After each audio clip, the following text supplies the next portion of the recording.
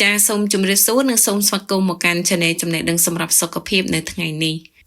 Channel យើងខ្ញុំនឹងធ្វើការណែនាំជូនអ្នកទាំងអស់គ្នាតាក់ទងជាមួយនឹងអត្ថប្រយោជន៍10យ៉ាងរបស់កាហ្វេគឺជាភេសជ្ជៈមួយយ៉ាងដែលកំពុងតែពេញនិយមសម្រាប់យើងទាំងអស់គ្នានៅពេលបច្ចុប្បន្ននេះ ជាកាហ្វេអ៊ីនគឺជាសារធាតុសកម្មផ្នែកចិត្តសាស្ត្រដែលត្រូវបានគេប្រើប្រាស់យ៉ាងច្រើនបំផុតនៅលើពិភពលោកអត្ថប្រយោជន៍ដ៏មានប្រយោជន៍របស់កាហ្វេទៅលើរាងកាយរបស់មនុស្សយើងត្រូវបានគេស្រាវជ្រាវយ៉ាងល្អិតល្អន់ជាពិសេសកាហ្វេគឺជាភេសជ្ជៈដែលមានសារធាតុខុសៗគ្នារាប់ពាន់ប្រភេទហើយការសិក្សាខ្លះក៏បានអះអាងផងដែរថាកាហ្វេគ្មានជាតិកាហ្វេអ៊ីននិងកាហ្វេដែលមានជាតិកាហ្វេអ៊ីនគឺមានផលប៉ះពាល់ទៅដល់សុខភាពដូចគ្នាតែទោះបីជាយ៉ាងណាក៏ដោយកាហ្វេគឺផ្ដល់នូវអត្ថប្រយោជន៍យ៉ាងច្រើនទៅដល់សុខភាពរបស់យើងផងដែរតោះដូច្នេះអ្នកទាំងអស់គ្នាអាចចូលរួមតាមដានស្ដាប់ជាមួយនាងខ្ញុំថាតើកាហ្វេផ្ដល់នូវគុណសម្បត្តិ10យ៉ាងអ្វីខ្លះមកដល់សុខភាពរបស់យើងសម្រាប់គុណសម្បត្តិទី1គឺកាហ្វេអាចជួយបញ្ចុះទម្ងន់ក្នុងកាហ្វេមានផ្ទុកនូវសារធាតុម៉ាញ៉េស្យូមនិងប៉ូតាស្យូមដែលអាចជួយរាងកាយរបស់យើងប្រាក់អាំងស៊ូលីនអាចជួយគ្រប់គ្រងកម្រិតជាតិស្ករក្នុងឈាមជួយកាត់បន្ថយការឃ្លានអាហារនិងអាហារសម្រន់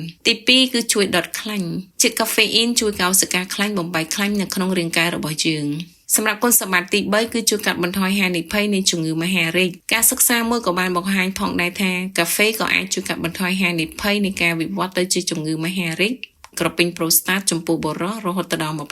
20% និងជំងឺមហារីកស្បូនចំពោះស្ត្រីរហូតដល់ 25% ដោយការធ្វើតេស្តផឹកកាហ្វេ4ពេងក្នុងមួយថ្ងៃជាតិកាហ្វេអ៊ីនក៏អាចការពារការវិវត្តនៃជំងឺមហារីកកោសិកាបាសាល់ដែលជាប្រភេទកោសិកាមហារីកស្បែកទូទៅផងដែរជាតិកាហ្វេអ៊ីនក៏អាចជួយការពារការវិវត្តនៃជំងឺមហារីកកោសិកាបាសាល់ដែលជាប្រភេទមហារីកស្បែកទូទៅបំផុតសម្រាប់គុណសម្បត្តិទី4គឺជួយបង្កើនសមត្ថភាពរាងកាយផឹកកាហ្វេខ្មៅប្រហែលជា1ម៉ោងមុនពេលធ្វើលំហាត់ប្រាណក៏អាចជួយអារម្មណ៍របស់យើងល្អប្រសើរឡើងរហូតដល់11ឬ12%ជាតិកាហ្វេអ៊ីនក៏អាចជួយបង្កើនកម្រិតអរម៉ូននៅក្នុងឈាមរបស់យើងដែលជួយប្រយោជន៍របស់រាងកាយជួយឲ្យយើងត្រៀមខ្លួនសម្រាប់ការធ្វើលំហាត់ប្រាណសម្រាប់គុណសម្បត្តិទី5គឺជួយផ្ដោតអារម្មណ៍និងមានការប្រុងប្រយ័ត្នការទទួលទានជាតិកាហ្វេអ៊ីនកម្រិតមធ្យម1ទៅ6ពេងក្នុងមួយថ្ងៃក៏អាចជួយឲ្យយើងផ្ដោតអារម្មណ៍បានល្អនិងធ្វើឲ្យខួរក្បាលរបស់យើងមានភាពល្អប្រសើរឡើងរីឯគុណសម្បត្តិទី6គឺជួយកាត់បន្ថយហានិភ័យនៃជំងឺដាច់សរសៃឈាមខួរក្បាលការទទួលទានកាហ្វេដែលសមហេតុសមផលគឺចំនួន2ទៅ4ពេងក្នុងមួយថ្ងៃក៏ត្រូវបានផ្សារភ្ជាប់ជាមួយនឹងការថយចុះនៃហានិភ័យជំងឺដាច់សរសៃឈាមខួរក្បាលផងដែររីឯគុណសម្បត្តិទី7គឺជួយការពាររាងកាយយើងកាហ្វេមានសារធាតុប្រឆាំងអុកស៊ីតកម្មជាច្រើនដែលមានតួនាទីជាអ្នកប្រយុទ្ធតិចតួចក៏ដូចជាការការពារប្រឆាំងនឹងពពួករ៉ាឌីកាសេរីនៅក្នុងរាងកាយសម្រាប់គុណសម្បត្តិទី8គឺជួយកាត់បន្ថយហានិភ័យនៃជំងឺទឹកនោមផ្អែមប្រភេទទី2ជាតិកាហ្វេអ៊ីនក៏អាចជួយបន្ថយភាពប្រែប្រួលអាំងស៊ូលីនធ្វើឲ្យការថយចុះនៃការអាត់ធ្មត់ចំពោះជាតិស្ករដែលអាចជួយកាត់បន្ថយហានិភ័យនៃជំងឺទឹកនោមផ្អែមប្រភេទទី2បានយ៉ាងល្អ